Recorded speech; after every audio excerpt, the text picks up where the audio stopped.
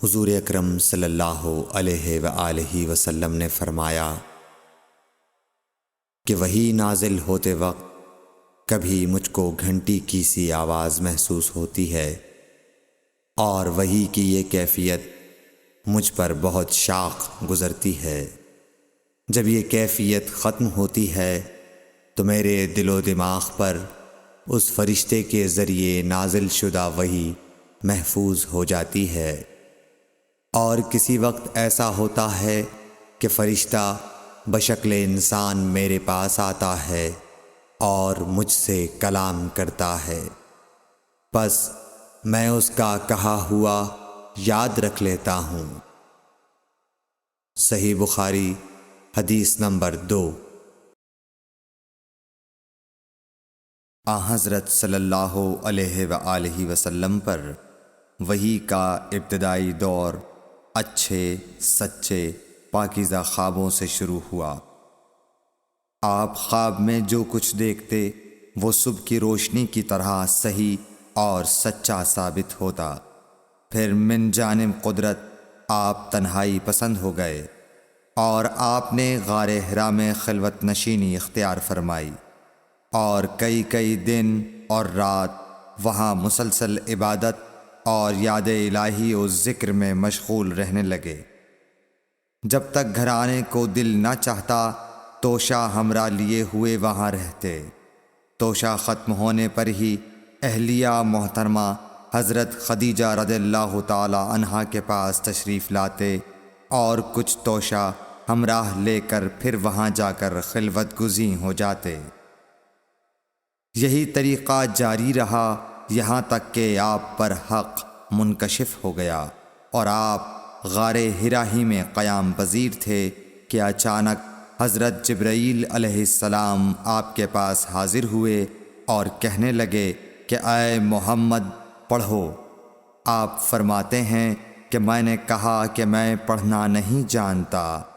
آپ صلی اللہ علیہ وسلم فرماتے ہیں کہ فرشتے نے مجھے پکڑ کر اتنے زور سے بھینچا کہ میری طاقت جواب دے گئی، پھر مجھے چھوڑ کر کہا پڑھو۔ میں نے پھر وہی جواب دیا کہ میں پڑھا ہوا نہیں ہوں۔ اس فرشتے نے مجھ کو نہایت ہی زور سے بھینچا کہ مجھ کو سخت تکلیف محسوس ہوئی، پھر اس نے کہا کہ پڑھ۔ میں نے کہا میں پڑھا ہوا نہیں ہوں۔ فرشتے نے تیسری بار مجھ کو پکڑا اور تیسری مرتبہ پھر مجھ کو بھینچا، پھر مجھے چھوڑ دیا اور کہنے لگا کہ پڑھو اپنے رب کے نام کی مدد سے جس نے پیدا کیا اور انسان کو خون کی پھٹکی سے بنایا۔ پڑھو اور آپ کا رب بہت ہی مہربانیاں کرنے والا ہے۔ پس یہی آیتیں آپ حضرت جبرائیل علیہ السلام سے سن کر اس حال میں غار حرا سے واپس ہوئے کہ آپ کا دل اس انوکھے واقعے سے کانپ رہا تھا۔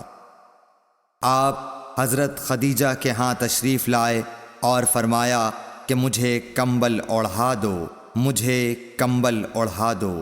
لوگوں نے آپ کو کمبل اوڑھا دیا۔ جب آپ کا ڈر جاتا رہا تو آپ نے اپنی زوجہ محترمہ حضرت خدیجہ رضی اللہ تعالی عنہا کو تفصیل کے ساتھ یہ واقعہ سنایا اور فرمانے لگے کہ مجھ کو اب اپنی جان کا خوف ہو گیا ہے۔ آپ کی اہلیہ محترمہ حضرت خدیجہ رضی اللہ تعالی عنہا نے آپ کی ڈھارس بندھائی اور کہا کہ آپ کا خیال صحیح نہیں ہے۔ اللہ کی قسم آپ کو اللہ کبھی رسوا نہیں کرے گا۔ آپ تو اخلاق فاضلہ کے مالک ہیں، آپ تو کنبہ پرور ہیں، بے کسوں کا بوجھ اپنے سر پر رکھتے ہیں، مفلسوں کے لیے آپ کماتے ہیں، مہمان نوازی میں آپ بے مثال ہیں، اور مشکل وقت میں آپ امر حق کا ساتھ دیتے ہیں۔ ایسے اوصاف حسنہ والا انسان یوں بے وقت ذلت و خواری کی موت نہیں پا سکتا۔ پھر مزید تسلی کے لیے حضرت خدیجہ رضی اللہ تعالی عنہا آپ کو ورقہ بن نوفل کے پاس لے گئیں، جو ان کے چچا زاد بھائی تھے اور زمانہ جاہلیت میں نصرانی مذہب اختیار کر چکے تھے۔ اور عبرانی زبان کے کاتب تھے۔ چنانچہ انجیل کو بھی حسب منشائے خداوندی عبرانی زبان میں لکھا کرتے تھے۔ انجیل سریانی زبان میں نازل ہوئی تھی، پھر اس کا ترجمہ عبرانی زبان میں ہوا۔ ورقہ اسی کو لکھتے تھے۔ وہ بہت بوڑھے ہو گئے تھے، یہاں تک کہ ان کی بینائی بھی رخصت ہو چکی تھی۔ حضرت خدیجہ رضی اللہ تعالی عنہا نے ان کے سامنے آپ کے حالات بیان کیے اور کہا کہ اے چچا زاد بھائی، اپنے بھتیجے محمد صلی اللہ علیہ وسلم کی زبانی ذرا ان کی کیفیت سن لیجئے۔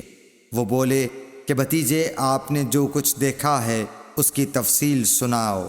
چنانچہ آپ صلی اللہ علیہ وآلہ وسلم نے از اول تا آخر پورا واقعہ سنایا، جسے سن کر ورقہ بے اختیار ہو کر بول اٹھے کہ یہ تو وہی ناموس معزز رازدان فرشتہ ہے جسے اللہ نے حضرت موسیٰ علیہ السلام پر وحی دے کر بھیجا تھا۔ کاش میں آپ کے اس عہد نبوت کے شروع ہونے پر جواں عمر ہوتا، کاش میں اس وقت تک زندہ رہتا جب کہ آپ کی قوم آپ کو اس شہر سے نکال دے گی۔ رسول کریم صلی اللہ علیہ وآلہ وسلم نے یہ سن کر تعجب سے پوچھا کہ کیا وہ لوگ مجھ کو نکال دیں گے، حالانکہ میں تو ان میں صادق و امین و مقبول ہوں۔ ورقہ بولا، ہاں یہ سب کچھ سچ ہے، مگر جو شخص بھی آپ کی طرح امر حق لے کر آیا لوگ اس کے دشمن ہی ہو گئے ہیں۔ اگر مجھے آپ کی نبوت کا وہ زمانہ مل جائے تو میں آپ کی پوری مدد کروں گا۔ مگر ورقہ کچھ دنوں کے بعد انتقال کر گئے، پھر کچھ عرصے تک وحی کی آمد موقوف رہی۔ صحیح بخاری حدیث نمبر 3۔ حضور اکرم صلی اللہ علیہ وآلہ وسلم نے وحی کے رک جانے کے زمانے کے حالات بیان فرماتے ہوئے کہا کہ ایک روز میں چلا جا رہا تھا کہ اچانک میں نے آسمان کی طرف ایک آواز سنی اور میں نے اپنا سر آسمان کی طرف اٹھایا۔ کیا دیکھتا ہوں کہ وہی فرشتہ جو میرے پاس غار حرا میں آیا تھا وہ آسمان و زمین کے بیچ میں ایک کرسی پر بیٹھا ہوا ہے۔ میں اس سے ڈر گیا اور گھر آنے پر میں نے پھر کمبل اوڑھنے کی خواہش ظاہر کی۔ اس وقت اللہ پاک کی طرف سے یہ آیات نازل ہوئیں، اے لحاف اوڑھ کر لیٹنے والے، اٹھ کھڑا ہو اور لوگوں کو عذاب الہی سے ڈرا، اور اپنے رب کی بڑائی بیان کر، اور اپنے کپڑوں کو پاک صاف رکھ اور گندگی سے دور رہ۔ اس کے بعد وہی تیزی کے ساتھ پے در پے آنے لگی۔ صحیح بخاری حدیث نمبر 4۔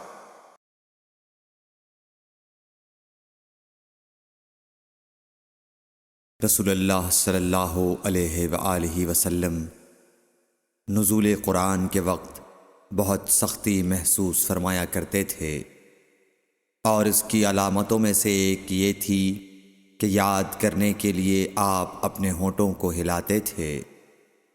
ابن عباس رضی اللہ تعالیٰ عنہ نے کہا، میں اپنے ہونٹوں کو ہلاتا ہوں جس طرح آپ ہلاتے تھے۔ سعید کہتے ہیں، میں بھی اپنے ہونٹ ہلاتا ہوں جس طرح ابن عباس رضی اللہ تعالیٰ عنہ کو میں نے ہلاتے دیکھا۔ پھر انہوں نے اپنے ہونٹ ہلائے۔ ابن عباس رضی اللہ تعالیٰ عنہ نے کہا، پھر یہ آیت اتری کہ اے محمد، قرآن کو جلد جلد یاد کرنے کے لیے اپنی زبان نہ ہلاؤ، اس کا جمع کر دینا اور پڑھا دینا ہمارا ذمہ ہے۔ حضرت ابن عباس رضی اللہ تعالیٰ عنہ کہتے ہیں، یعنی قرآن آپ صلی اللہ علیہ وآلہ وسلم کے دل میں جمع دینا اور پڑھا دینا ہمارے ذمہ ہے۔ پھر جب ہم پڑھ چکے تو اس پڑھے ہوئے کی اتباع کرو۔ ابن عباس رضی اللہ تعالیٰ عنہ فرماتے ہیں، اس کا مطلب یہ ہے آپ اس کو خاموشی کے ساتھ سنتے رہو، اس کے بعد مطلب سمجھا دینا ہمارے ذمہ ہے۔ پھر یقیناً یہ ہماری ذمہ داری ہے کہ آپ اس کو پڑھو، یعنی اس کو محفوظ کر سکو۔ چنانچہ اس کے بعد جب آپ کے پاس حضرت جبرائیل علیہ السلام وحی لے کر آتے تو آپ توجہ سے سنتے۔ جب وہ چلے جاتے تو رسول اللہ صلی اللہ علیہ وسلم اس وحی کو اس طرح پڑھتے جس طرح حضرت جبرائیل علیہ السلام نے اسے پڑھا تھا۔ صحیح بخاری حدیث نمبر 5۔ رسول اللہ صلی اللہ علیہ وآلہ وسلم سب لوگوں سے زیادہ جواد سخی تھے، اور رمضان میں دوسرے اوقات کے مقابلے میں جب جبرائیل علیہ السلام آپ صلی اللہ علیہ وآلہ وسلم سے ملتے بہت ہی زیادہ جود و کرم فرماتے۔ جبرائیل علیہ السلام رمضان کی ہر رات میں آپ صلی اللہ علیہ وآلہ وسلم سے ملاقات کرتے اور آپ کے ساتھ قرآن کا دورہ کرتے۔ غرض حضرت صلی اللہ علیہ وآلہ وسلم لوگوں کو بھلائی پہنچانے میں بارش لانے والی ہوا سے بھی زیادہ جود و کرم فرمایا کرتے تھے۔ صحیح بخاری حدیث نمبر 6۔